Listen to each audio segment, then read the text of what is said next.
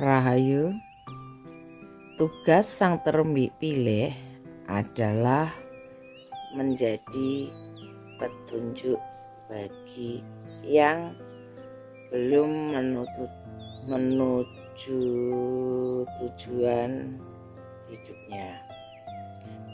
Menuju tujuan hidupnya belum mengetahui bagaimana atau jalannya. Menjadi guide dalam mencari jalan, atau misalkan di labirin, karena kehidupan ini adalah seperti labirin. Mencari tujuan akhir apa yang dicita-citakan, tapi sulit menentukan jalan atau masih mencari jalan. Dan seringkali kita mencari petunjuk adalah melalui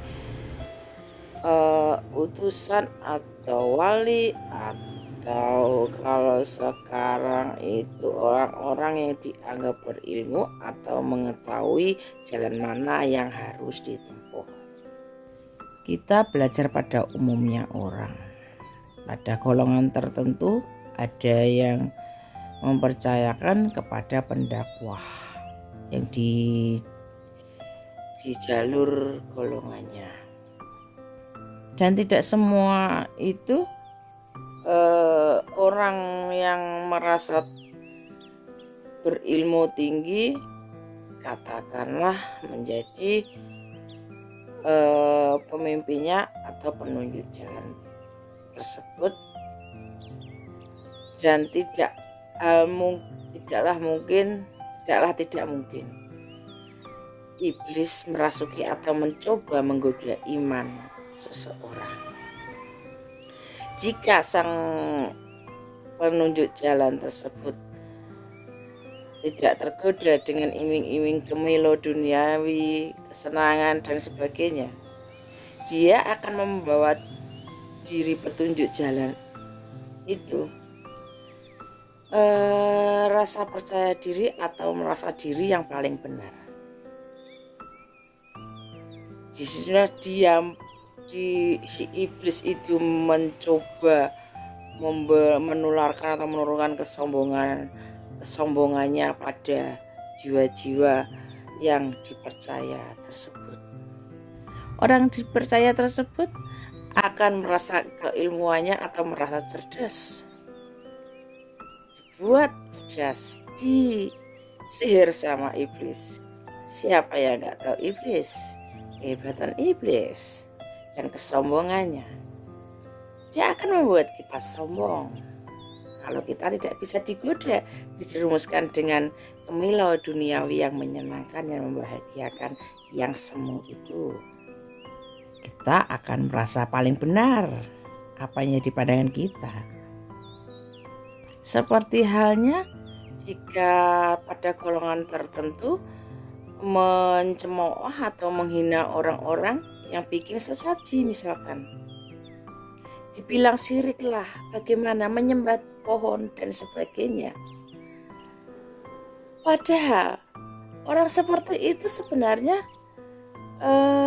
ilmu mentah dari iblis, ilmunya iblis karena merasa paling benar. Secara logika saja, kita pikir secara nalar, kalau penjenengan pasti ada nalar kan. Orang yang berilmu atau yang dianggap pemimpin atau petunjuk tentunya lebih baik dari yang di bawahnya yang ditunjuki. Lah, kita lihat secara akhlak. Jika yang dianggap penyembah pohon tersebut akhlaknya lebih baik dari orang yang menghina bahwa itu syirik dan sebagainya, alangkah memalukannya. Menghina tapi dia tidak tahu esensi apa yang dikerjakannya. Dia merasa lebih beriman karena misalkan kalau golongan tertentu itu ada sembahyang, sembah sang hyang, sedangkan gak jauh sebenarnya orang memberi sesaji itu adalah penghormatan kepada ciptaan Tuhan, bukan berarti menyekutukan Tuhan. Dia juga mempersembahkan kepada Sang Hyang Menang, Sang Hyang Akarya Jagat. Seperti itu, hanya beda penyebutan. Jadi kalau orang-orang yang merasa bersembahyang itu melalui gerakan-gerakan, hanya akan mendapat gerakan, dari hatinya tidak. Sedangkan doa yang diucapkan tidak tahu artinya apa, hanya capek di mulut, di ucapan, gerakan. Intinya tahu artinya atau pendalamannya dari mana? Ada rasa syukur, yang didapat hanya menghina orang lain yang dianggap tidak lebih beriman daripada dirinya. Disitulah iblis berhasil menjerumuskan penjenengan yang menghina para dianggap penyembah pohon tersebut, pengirim sesaji. Rasa syukur ada di mana dengan menghina? Anda tahu arti yang diucapkan doanya itu melalui pikiran dan hafalan. Yang didapat hanya hafalan, bukan hati. Hati dari mana?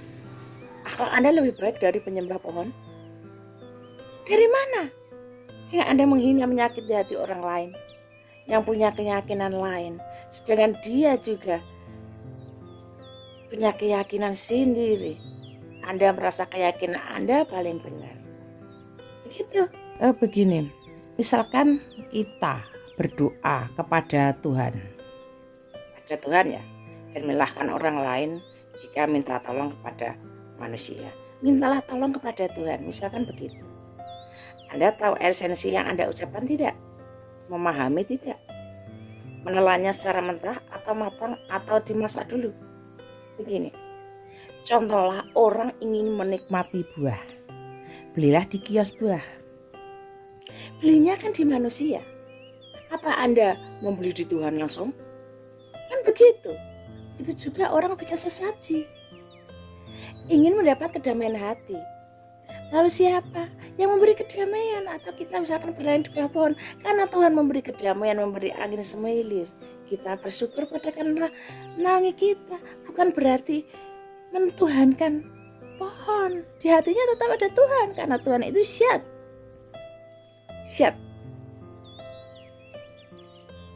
Ada di hati.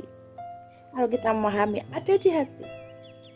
Dan kita memuja karena Dia yang menciptakan segala yang ada di dunia. Manusia kan terbuat dari tanah. Bersabdalah seperti tanah, rendah hati, jangan seperti langit. Kalau iblis sombong karena keilmuannya, kita sebagai manusia rendah hatilah karena tidak punya apa-apa dan hanya bersandar kepada Allah. Begitu. Jangan tanah yang, bumi yang merasa langit. Contoh paling mudah, kita akan memetik pohon, memetik buah dari pohon. Kita akan meminta dari pohonnya, menaiki pohon, tidak menaiki Tuhan. Meminta Tuhan ngacring di depan Anda, bisa tidak seperti itu? Aku pengen mangga itu di atas pohon. Kan harus manjat, nyenggek, pakai gonter. Enggak harus celing, bisa di hadapan tanpa memetik, hanya dengan berdoa. Kan begitu.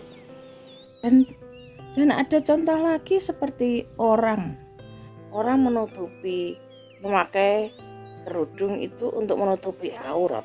Tapi sekarang apa yang kita lihat?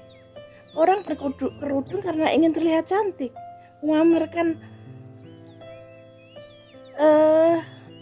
tidak lagi melindungi dirinya dari nafsu, tapi justru ingin menimbulkan nafsu. Paham? Rahayu pertandingan sama